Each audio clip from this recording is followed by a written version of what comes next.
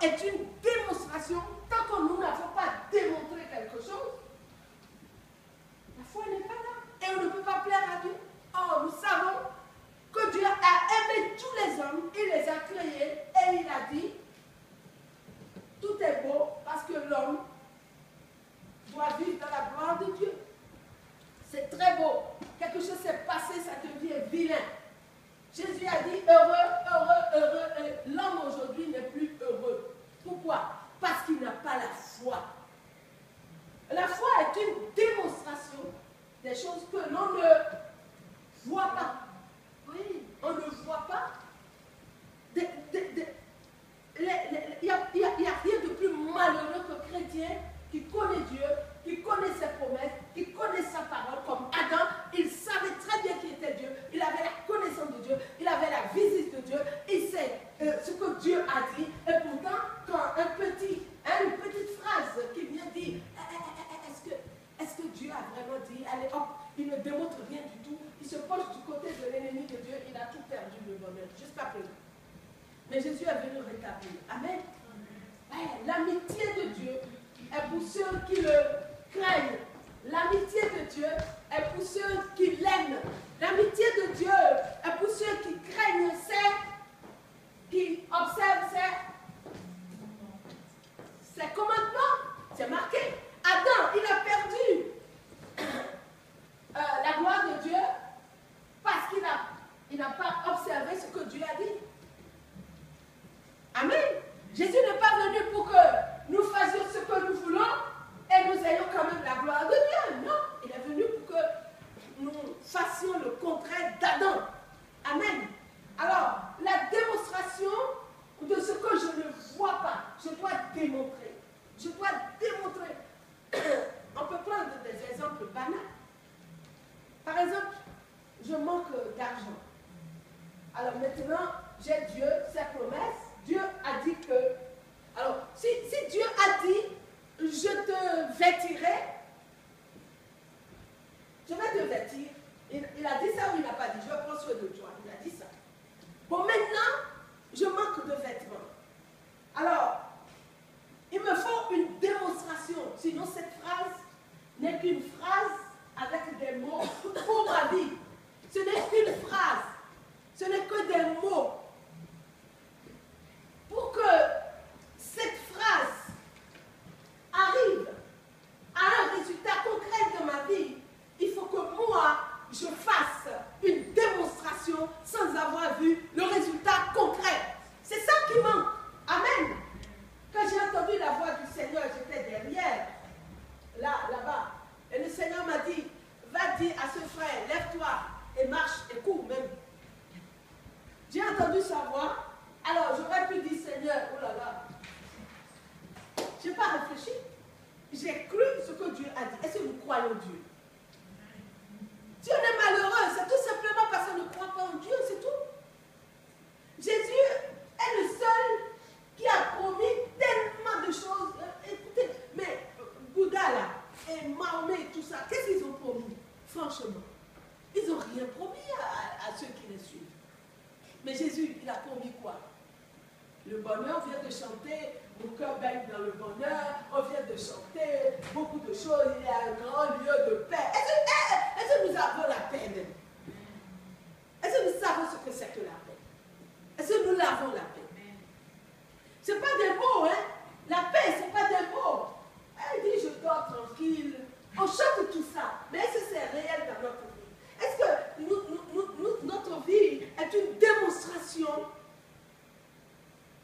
des choses que nous ne voyons pas? Est-ce que ma vie est une démonstration? Je dois donner les preuves que je n'ai pas les habits, c'est juste un exemple, pour que personne ne se sente offusqué. Même si vous êtes offusqué par moi, excusez-moi, je vous dis, je ne prépare pas, je le dis devant les caméras, je ne prépare pas. Si le Saint-Esprit prend ma bouche pour parler ici, dans cette salle, ou n'importe où, je le dis devant le Seigneur.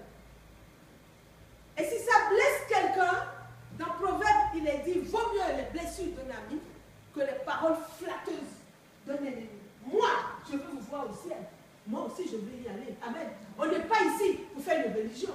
Alléluia. Si quelqu'un n'est pas content, c'est pareil. Parce que c'est la vérité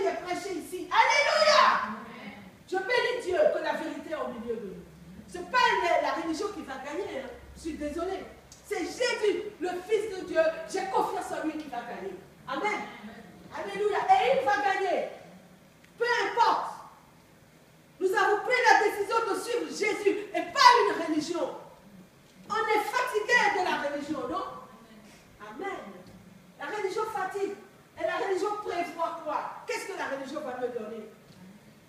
Quoi? La gloire d'ici, un peu d'orgueil, et après, terminer dans le feu. Qui n'a pas de fin, hein?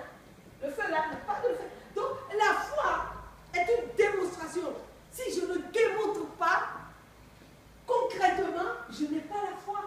Je suis comme Adam qui a échoué. Parce que je mets en doute, sans démonstration, Dieu me dit, je te donne des vêtements. Je n'en ai pas. Alors, premièrement, je commence à avoir peur, la crainte. Mais, bon, mettez dans toutes les situations la même chose, c'est juste un exemple. Et puis, je vais dans mon lieu de travail, j'ai mon collègue de travail qui a de jolis vêtements, mon cœur commence, lui, il n'adore même pas Dieu, tu as vu les vêtements qui changent, mais tu n'es pas né de nouveau. Amen. Exode 20 dit, tu ne convoiteras rien de ton prochain. Convoiter, regardez les habits des autres, regardez ce qu'ils possèdent. Ça, c'est vrai. Est-ce que c'est une démonstration de foi, ça? Tu peux porter de l'or à côté de moi, des diamants, peu importe. Moi, Dieu m'habille. Amen. C'est ça la foi. C'est une démonstration. Mais si on vit dans la chair, on regarde les chaussures, les habits de mon collègue de travail. Oh Seigneur, lui, il ne t'adore pas. Mais regarde tout ce que tu as fait pour lui. Tu lui as donné des beaux vêtements. À celui-là, il ne t'adore même pas. Il ne vient même pas prier. C'est juste un exemple. Hein. J'espère que personne n'est dans ce cas. Je dis Seigneur, mais où est la démonstration de la foi que Dieu va m'habiller? Justement, si je n'ai pas des habits, c'est le moment de démontrer ma foi concrètement que Dieu va m'habiller. Et alors, mon cœur commence à être rempli d'amertume envers Dieu, envers les autres qui s'habillent bien, envers les autres ont, moi j'ai pas, les autres ont, moi j'ai pas. On m'invite dans des grandes églises, je n'ai jamais convoité, je bénis Dieu. Si on ne passe pas par Exode 20, on perdra sa vie. Parce que moi, je n'ai pas ouvert l'église pour aller en enfer. J'ai ouvert l'église pour aller au ciel. Si on ne passe pas par la repentance réelle, Exode 20, on sera loin de Dieu. La chute d'Adam a eu des conséquences. Exode 20. Je peux avoir rien et rester à côté du plus riche du monde. Ça ne me dit absolument rien. Parce que Exode 20 dit, tu ne convoiteras pas. Pourquoi? Parce que j'ai la foi que Dieu est plus riche que le plus riche du monde. Le plus riche du monde. Laissez-le. Est-ce qu'il peut nourrir, disons, les animaux? Même pas une semaine, il peut nourrir tous les animaux de la terre. Même pas un jour. Il peut les nourrir. Les oiseaux, il peut les nourrir. Et alors, même les poissons dans l'eau, là, les plus riches du monde, prenez leur richesse. Il ne peut même pas nourrir les poissons dans l'eau pendant un jour. Il ne peut pas. Alors, où est le problème? Si Dieu, dans le ciel, peut nourrir les oiseaux, les poissons, moi, ma confiance, je suis passé par Exode 20. Le problème, c'est qu'il faut vraiment passer par Exode 20. Si notre cœur n'est pas changé, nous sommes en danger. Si le cœur n'est pas changé, nous sommes en danger. Nos yeux seront toujours en train de papillonner à gauche, à droite. Nos pensées seront exactement comme les paniers. Et ce n'est pas ça que Jésus est venu faire. Jésus est venu changer notre cœur. Nous pouvons rester à côté du plus pauvre. Nous pouvons rester à côté du plus riche. Nous pouvons rester à côté des moyens. Peu importe, nous sommes heureux. Parce que notre vie est une démonstration de quelque chose qui vient de Dieu et qu'on ne voit pas encore. Amen. Mes habits, dans l'exemple que je donne, viennent de Dieu. Alors, pourquoi je vais regarder quelqu'un? Peu importe, ça ne fait rien. Si nous sommes ici, nous on s'habille simple et quelqu'un s'habille bien, ma réaction montre que je ne suis pas convertie. Si je commence à critiquer, les chaussures, les habits, mais tu n'es pas converti. C'est très grave. Il faut passer par les autres, pleurer sur chaque commandement de Dieu. Qu'est-ce que Dieu a dit dans sa parole? Amen. Parce que chacun fait ce qu'il veut. Amen. Chacun est libre.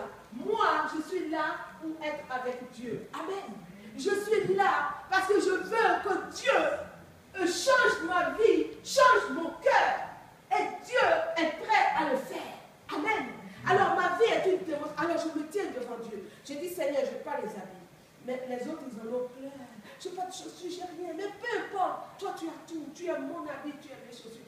Je vous assure que Jésus dans le ciel, il se lève et il dit, regardez, regardez ma fille. Hey, hey, elle est passée. C'était mon cas. Hein. C'était dans une église quand même grande. J'avais rien, je ne peux pas. Les chaussures que je portais là, c'était des silpasses qui se cassaient. Et quand j'allais à l'école des kilomètres, ça se casse sur la route. Je mets les peines de sûreté. J'avais pas grand-chose. Mais non, mais attendez, je suis rentrée dans l'église. Est-ce que c'est pour regarder la richesse des autres? Est-ce que c'est pour regarder quelqu'un? Moi, je suis rentrée dans l'église parce que je voulais rencontrer Dieu. Amen. Notre motivation dans l'église, c'est quoi? Si c'est pour rencontrer Dieu, nous allons le rencontrer. Amen. Parce qu'il est là pour nous. Il est venu pour nous faire du bien. Et comme j'étais passée par les autres vagues, j'avais pleuré sur le péché. Et le Seigneur m'a montré que le péché est très mauvais. Peu importe. Peu importe. J'allais à pied très loin. Et comme vous avez entendu le témoignage de ma copine, ici, c'est loin. Il y avait des camarades, ils avaient des hommes. Je n'ai pas cherché l'argent dans le péché. Les hommes les habillaient, les logeaient, les véhiculaient. Aujourd'hui, elles sont en enfer. Hein? Amen. Alléluia. Eh oui. N'est-ce pas, ma soeur? Amen. La première chose que j'ai dit à ma soeur, j'ai dit, écoute, j'étais dans la situation terrible. Mais Dieu est grand. Amen. Si quelqu'un regarde les hommes, il n'aura rien de Dieu. Parce que regarder les hommes, c'est l'échec. Mais regarder Dieu et faire une démonstration. J'ai démontré en regardant personne dans mon église. Je ne regardais personne. Je dis, Seigneur, mon père est mort. Je vais à l'école. Je vais regarder encore les gens et tomber plus bas. Mais il faut être quand même intelligent. Qu'est-ce que qu'est-ce que les êtres humains vont faire pour toi? Même s'ils font un peu, ils vont se fatiguer, non? Dieu va te faire éternellement. Amen. Vous vous rendez compte? Je dis, Seigneur, tu vas m'habiller pour l'éternité, tu vas me donner à manger pour l'éternité, tu vas me loger pour l'éternité. Et aujourd'hui, pendant quelques années, je ne peux pas avoir confiance que tu vas faire ça. Non, mais franchement, et quel Dieu nous adorons. Amen. Quel Dieu nous adorons. Le Dieu que nous adorons, c'est un Dieu vrai. C'est le créateur du ciel et de la terre. Il n'y a que la religion qui ne l'adore pas. Alors, ce cas-là, on peut le généraliser dans tous les détails. Amen. C'est dommage. Vendredi, l'onction était tellement forte ici. Il y a eu une prédication. J'aimerais qu'on mette ça sur vraiment, on écrit, on enregistre. C'est très important.